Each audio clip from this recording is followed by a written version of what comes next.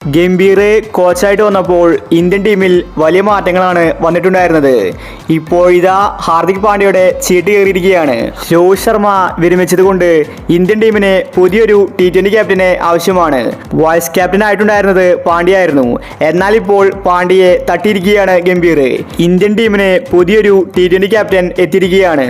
ഇതിനെക്കുറിച്ചാണ് നമ്മൾ ഇന്നത്തെ വീഡിയോയിൽ നോക്കുന്നത്. ഇത്തരം ക്രിക്കറ്റ് ന്യൂസിന് വേണ്ടി ഈ ചാനൽ മറക്കാതെ സബ്സ്ക്രൈബ് ചെയ്യൂ. ഇപ്രാവശ്യത്തെ T20 വേൾഡ് കപ്പ് ഇന്ത്യ നേടി. അടുത്ത വേൾഡ് കപ്പ് 2026-ലാണ്. അതിനു മുന്നോടിയായിട്ട് ഇന്ത്യൻ ടീമിന് ഒരു T20 ക്യാപ്റ്റനെ ആവശ്യമാണ്. പാണ്ഡ്യയ്ക്ക് ഇടയ്ക്കിടയ്ക്ക് പരിക്ക് പറ്റുന്നുണ്ട്.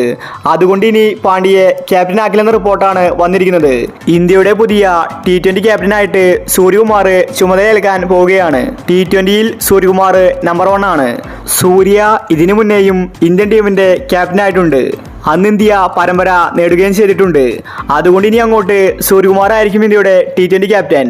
പാണ്ഡ്യയെ പൂർണ്ണമായിട്ടും ഒഴിവാക്കിയിരിക്കുകയാണ്. പാണ്ഡ്യ ഇനി വെറും കളിക്കാരൻ മാത്രമായിരിക്കും.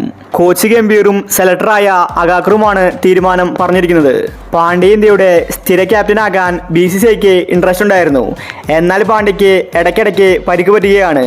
ഇതുപോലത്തെ ഒരു താരത്തെ ക്യാപ്റ്റനാക്കിയിട്ട് യാതൊരു കാര്യവുമില്ലെന്നാണ് കോച്ച് ഗംഭീർ പറഞ്ഞത്.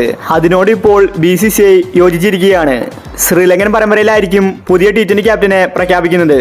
സൂര്യകുമാർ ആകുമെന്നത് ഇപ്പോൾ ഉറപ്പായിരിക്കുകയാണ്. പാണ്ഡ്യ ഇനി T20 ക്രിക്കറ്റിൽ ക്യാപ്റ്റൻ ആയിരിക്കില്ല.